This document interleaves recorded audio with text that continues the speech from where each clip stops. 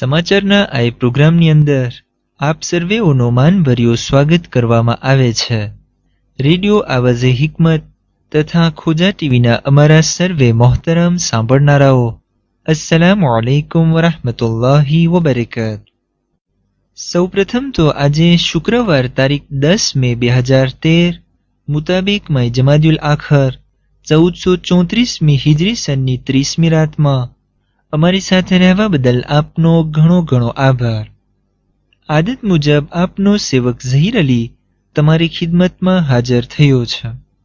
આશા છે કે જરૂર અલ્લાહ સુબ્હાનહુ વ તઆલાના ફઝલો કરમથી આપ સર્વે મજામાં હશો. તો આવો તરત જ સૌ પ્રથમ આપણે સાથમાં મળીને આજના અહમતરીન સમાચારના ઉન્વાન એટલે કે તીત્ર તરફ નજર કરીએ.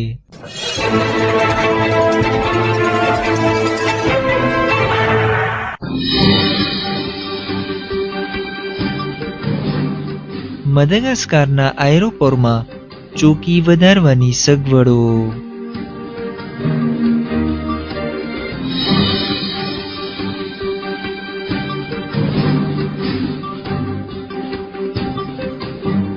આપણા દેશમાં સાજફામની કમી હોવાની જાહેરાત.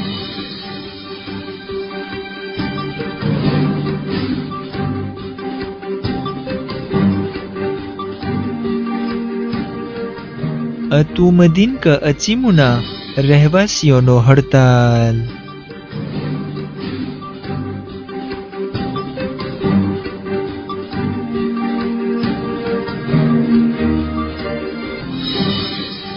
રોહિન્યો ખાતે એક આદમી રૂકિયાના હુમલાનો શિકાર.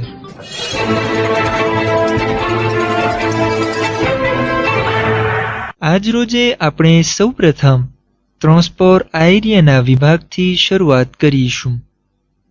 એક તરફ આયરોપોરની અંદર સિક્યુરિટીના વિષયો પર ચર્ચા વાંચવા મળે છે.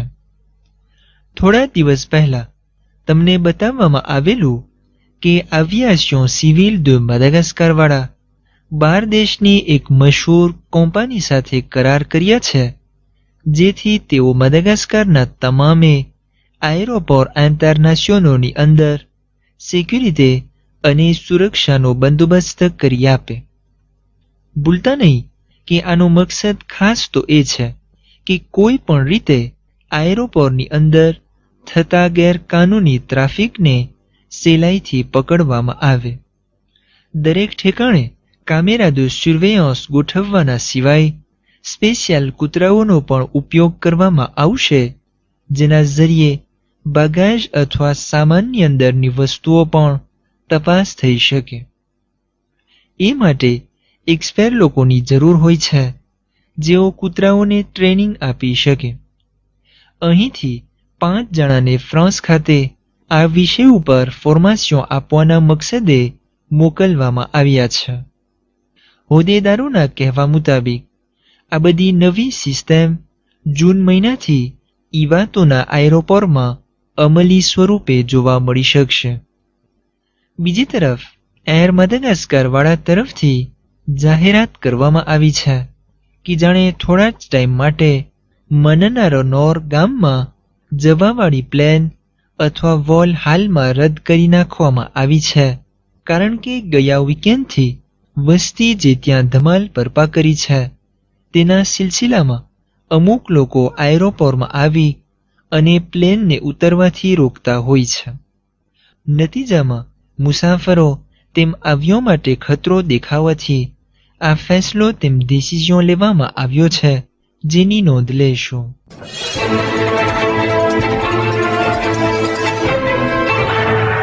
સેહત એટલે કે સાંતે વિભાગની અંદર આપણને સાજફામની જરૂરત વિશે વાંચવા મળે છે.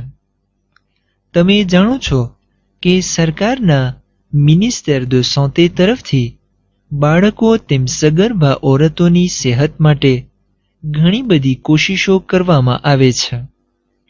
મંગળવારના જોurnée internationale de સાજફામનો દિવસ રહ્યો હતો અને એ મોકા ઉપર અંદોરાન ફૂચી ખાતે આ સાજફામના મેટિયે બારામાં એક નાનકડી કોન્ફરન્સ રાખવામાં આવેલ હતી.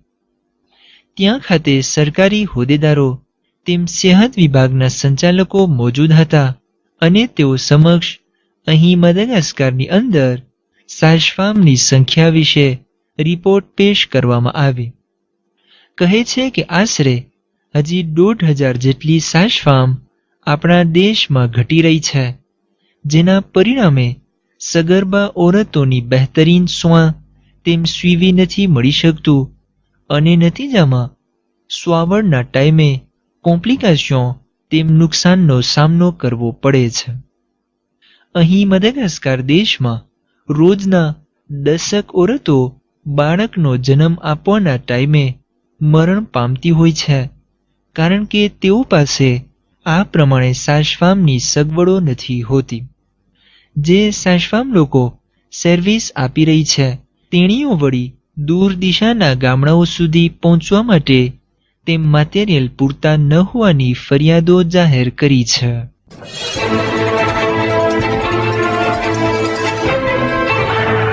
ત્યાંથી નીકળતા તનનરીફ શહેરના અંતુમદિનક અચીમુ કાર્તિયના રહેવાસીઓ બુધવારના દિવસે મેનિફેસ્ટેશન કરવા માટે રસ્તાઓ પર નીકળી પડ્યા હતા.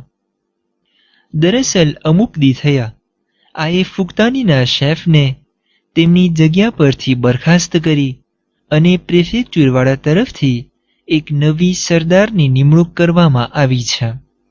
આએ ડિસિઝનથી તે કાર્તિયની વસ્તી બિલકુલ રાજી નથી અને પહેલાવાળા જ શેફ ફુક્તાનીને પોતાની જગ્યા આપી દેવા ઉપર આવાજો ઉઠાવી રહી છે. તેઓની ફરિયાદ એ છે કે જાણે જે ઓરતને એ ફુક્તાનીની લગામ સોંપવામાં આવી છે તેણીને આ રહેવાસીઓ ઓળખતા નથી અને તે એ કાર્તિયમાં રહેતી પણ નથી. તેના જવાબમાં મેયરના એક સાથીદારે ચોખવટ આપતા જણાવ્યું કે પહેલાવાળો શેફ ફુક્તાની પોતાના કામમાં બહુ જ સુસ્તી અને નાગરદાઈ કરતો હતો. હંમેશા તે ઓફિસમાં ગેરહાજર રહેતો. ચૂંટણી માટે લિસ્ટ ઇલેક્ટોરલની તૈયારી સરખી નથી થઈ શકી. અગત્યના અમુક કામ તેમ પ્રોજી માટે તે દાદ નહોતો દેતો વગેરે વગેરે કારણો દર્શાવવામાં આવ્યા છે. એટલા જ માટે આખરે આ પ્રમાણે સરદારને બદલાવી નાખવાનો અહમતરીન ફેસલો લેવામાં આવ્યો છે.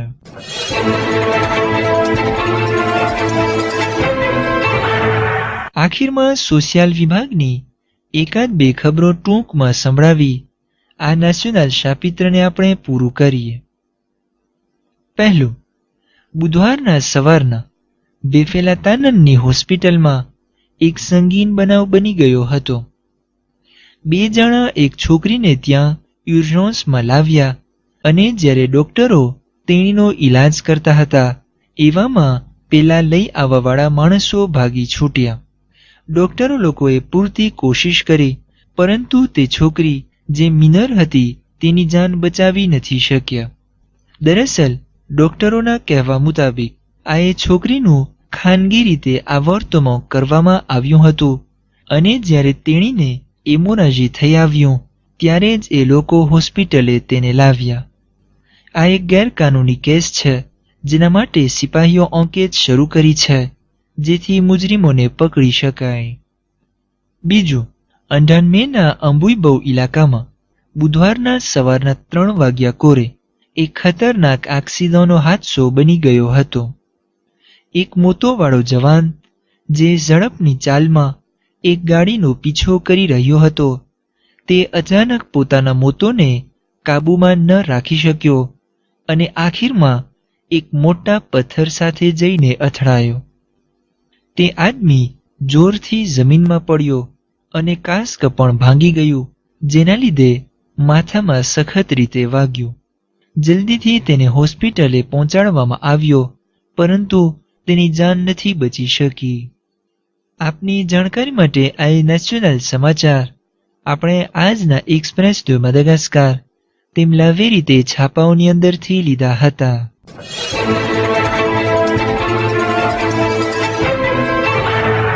બહાર દેશના સમાચારની અંદર આજે આપણે ફક્ત બાજુના ટાપુઓ તરફ નજર કરીશું.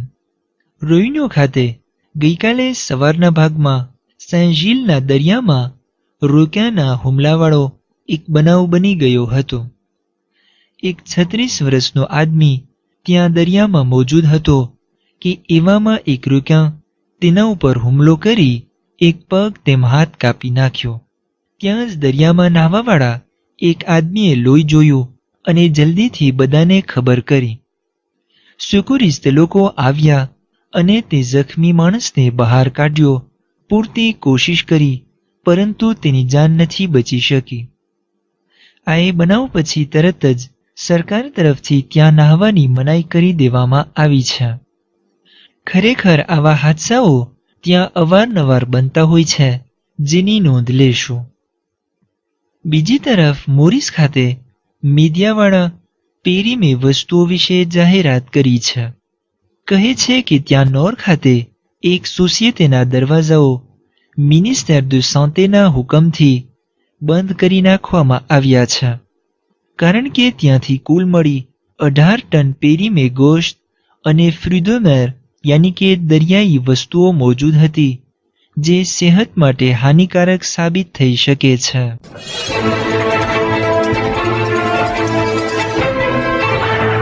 આપણા આજના સમાચારનો પ્રોગ્રામ અહીં સમાપ્ત થઈ રહ્યો છે. મને ધ્યાનથી સાંભળવા બદલ આપનો ઘણો ઘણો આભાર. ઇન્શાઅલ્લાહ તઆલા જરૂર ફરી પાછા આપણે સોમવારની રાત્રિએ આ જ ટાઈમે પાછા મળશું. વસ્સલામુ અલૈકુમ વરહમતુલ્લાહિ વબરકાતુહુ.